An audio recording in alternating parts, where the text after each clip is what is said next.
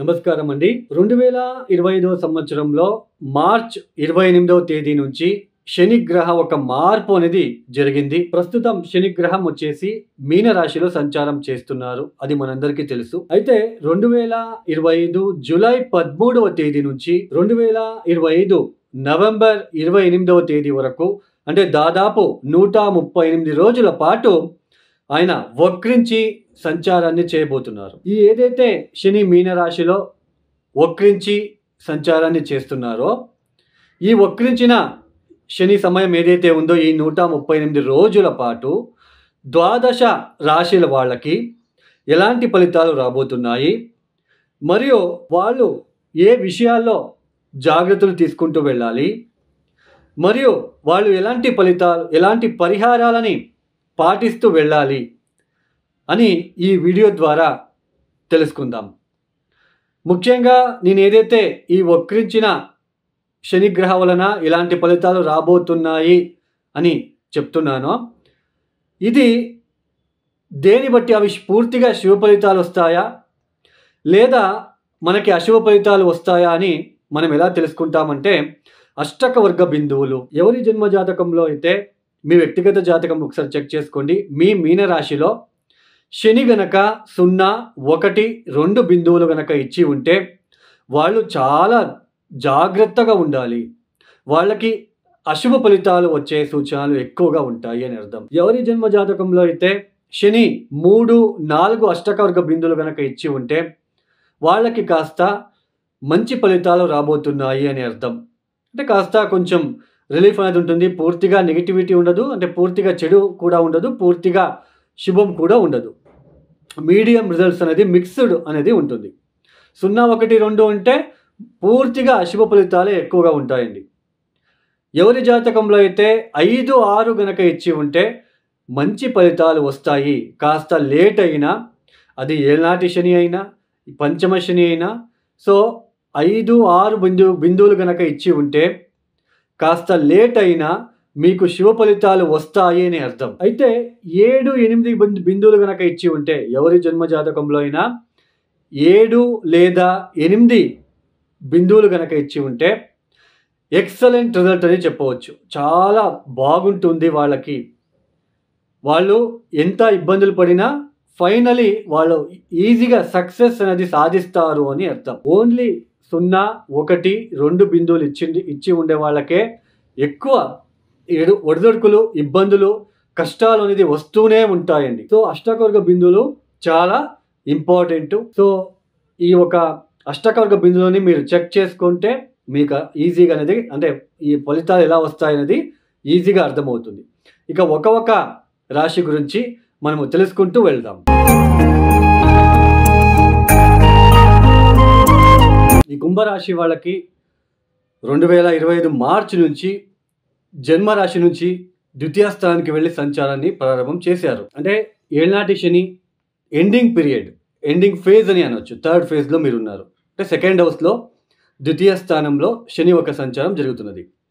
అయితే ఈ జూలై 13వ తేదీ నుంచి నవంబర్ 28వ తేదీ వరకు ఏదైతే ఈ వక్రించిన శని వలన ఈ కుంభరాశి వాళ్ళకి ఎలాంటి ఫలితాలు రాబోతున్నాయి అని తెలుసుకునే ముందు, ద్వితీయ స్థానానికి వచ్చినప్పటి నుంచి శని ఎంటర్ అయినప్పటి నుంచి మీరు ఎలాంటి సిచ్యుయేషన్ మీరు ఫేస్ చేస్తున్నారు అని తెలుసుకునే ప్రయత్నం చేద్దాం. ముఖ్యంగా ఈ ద్వితీయ స్థానంలోకి శని వచ్చినప్పుడు కుటుంబ రీత్యా, ఆర్థిక రీత్యా ఒక టెస్టింగ్ పీరియడ్ అని చెప్పవచ్చు. కుటుంబ రీత్యా కొన్ని ఖర్చులు పెరగడం లాంటిది, డబ్బులు ఎక్కువ మీకు కావాల్సి ఉంటుంది కుటుంబానికి విషయంలో. ఫర్ ఎగ్జాంపుల్, మీ పిల్లలకి చదువుకి సంబంధించిన విషయాల్లో ఎక్కువ డబ్బులు ఖర్చు చేసే ఒక ప్రమేయము, మీ కుటుంబంలో ఏదైనా వేడుకలు జరిగే అక్కడ ఎక్కువ డబ్బులు పెట్టవలసిన ప్రమేయం లాంటిది. తర్వాత ముఖ్యంగా కొత్తగా ఏదైనా ప్రాపర్టీ రిలేటెడ్ విషయంలో కొనుగోలు చేయాలనుకున్న వాళ్ళకి ఎక్కువ ఇన్వెస్ట్మెంట్ చేయవలసిన ప్రమేయం లాంటిది. సో ఇలా కొంచెం డబ్బు అనేది మీ చేతుల్లో నిలవలేకపోవడం లాంటిది. ఫ్యామిలీలో తరచూ ఏదో ఒక రిస్ట్రిక్షన్, ఒక డిస్టర్బెన్సెస్ అని అనిపించడం లాంటిది. ఫ్యామిలీలో ఎలాంటి డిస్టర్బెన్సెస్, ఏంటి నెలకి సంపాదిస్తావు, ₹1 ఉండదు నీ దగ్గర అన్నట్టుగా మాటలు వినిపించడం లాంటిది ఉంటాయి. ఇట్స్ డిపెండ్స్ ఆన్ అష్టకవర్గ బిందువులు. 0, 1, 2, 3 గనక ఉంటే ఫైనాన్షియల్లీ చాలా ఒడిదొడుకులు. ఎంత కష్టపడినా ఎక్కువ డబ్బులు సంపాదించలేకపోవడము, ఎస్పెషల్లీ బిజినెస్ లేదా జాబ్‌లో ఇంక్రిమెంట్, ప్రమోషన్‌కి ఇబ్బందులొచ్చే సూచనలు. ఇలా ఫ్యామిలీ ఫైనాన్షియల్ విషయంలోనే ఒక టెస్టింగ్ పీరియడ్. వాళ్ళకే ఏదో ఒకటి చేయాలి. డబ్బు షార్టేజ్ వస్తాంది. డబ్బులు ఎక్కువ ఖర్చయితాంది. కుటుంబంలో నన్నెవరు అర్థం చేసుకోవడం లేదు. ఇలాంటి సిట్యుయేషన్ మీరు ఫేస్ చేస్తూ ఉన్న ఈ సమయంలో తిరుగా ఆయన రెట్రోగ్రేషన్ అంటే వక్రించబోతున్నాడు.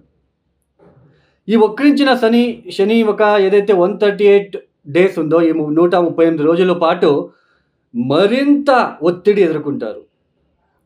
ఫైనాన్షియల్ పరంగా, ఫ్యామిలీ పరంగా, ఆరోగ్యరీత్యా సరైన సమయానికి భోజనం చేయలేకపోవడము, తర్వాత పంటికి అంటే పళ్ళకి సంబంధించినది, మౌత్‌కి సంబంధించిన విషయాల్లో ఏదైనా ఇబ్బందులు, గ్యాస్ట్రిక్ రిలేటెడ్ లాంటిది, హెల్త్ ఇష్యూస్ రావడానికి అవకాశాలుంటాయి. ఇదే సమయంలోనే కుజుడు కూడా కన్యా రాశిలో సంచారం చేయబోతున్నారు. జూలై 27వ తేదీ తర్వాత అష్టమ స్థానంలో కుజుడు, ద్వితీయ స్థానంలో శని వక్రించాడు.